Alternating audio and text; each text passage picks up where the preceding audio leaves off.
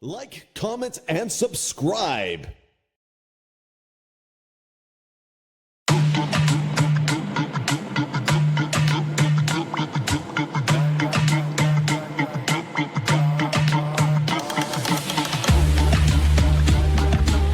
Our inheritance is turned to strangers, and our thousands to aliens. We are orphans and fatherless. Our mothers are as widows.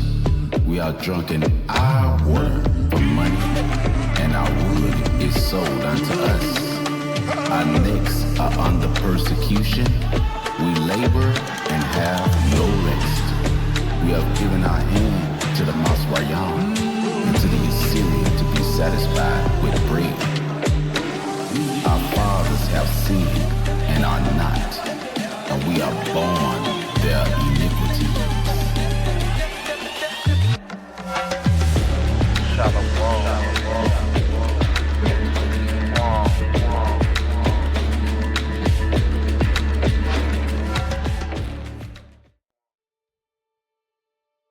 Shalom, Mashpaka.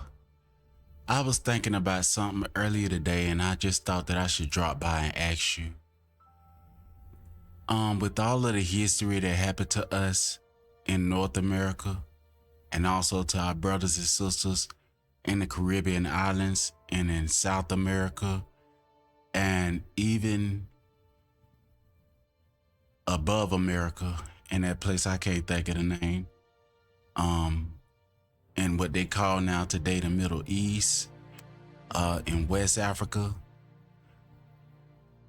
Now, because I stay in North America, that's the one that I want to talk about.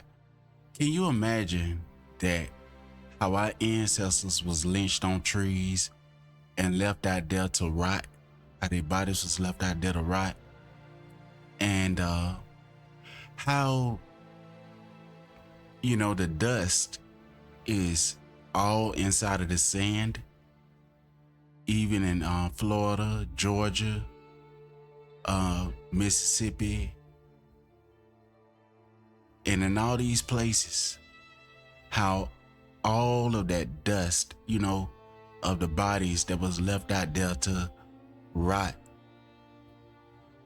And I thought about the land laws on, like when you have cemeteries there, that nobody has the right to claim the cemetery and move barriers. They would have to go about it in a specific way. And the people, like the families that stay close by on the same property, if it was owned by the same owner, the community that stay there, your ancestors that's buried, and the people that stay next door, the people that's buried, they don't have to pay land laws or rent or anything. Neither do you have to pay for them, but you have to pay. If you stay inside of an apartment, even though your ancestors is laying there, and you don't have to pay for them to lay there because they gone. Now, when you think about this right here, any property that somebody purchased in this country, they're purchasing your ancestors' dust, that was your ancestor that was unjustly slain. And in doing that, they purchasing you. And when they purchase land in your native country, or when they take it, or however it go, do you know that they taking you?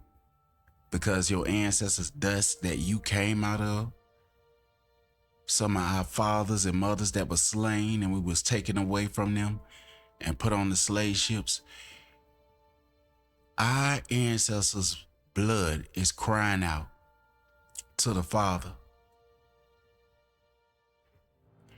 Our souls cry out to the Father. And people raise up rent so high on the lands that your ancestors' blood is drenched inside of the soil.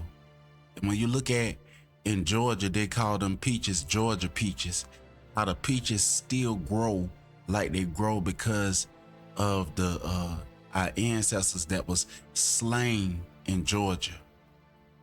And when you look at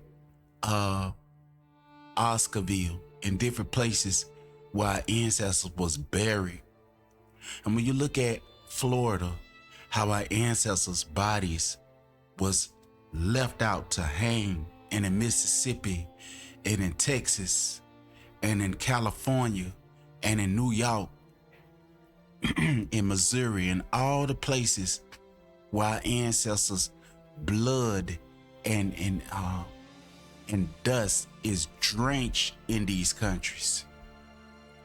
And you ask yourself, people beating you out of your money so that you can move out of a place where your ancestors' blood is drenched at. I just want to leave that with you. You know, I want you to think about that. Next time you walk outside, to remember your ancestors. You walking on a dust. If you walk bare feet, the dust with your DNA is touching your feet, and people claim you and the dust. I'm gonna leave it like that. Just wanted to put that thought out there. And you think about them land laws about the cemetery. All right, fam, I'm about to go. Shalom. Thank you for listening.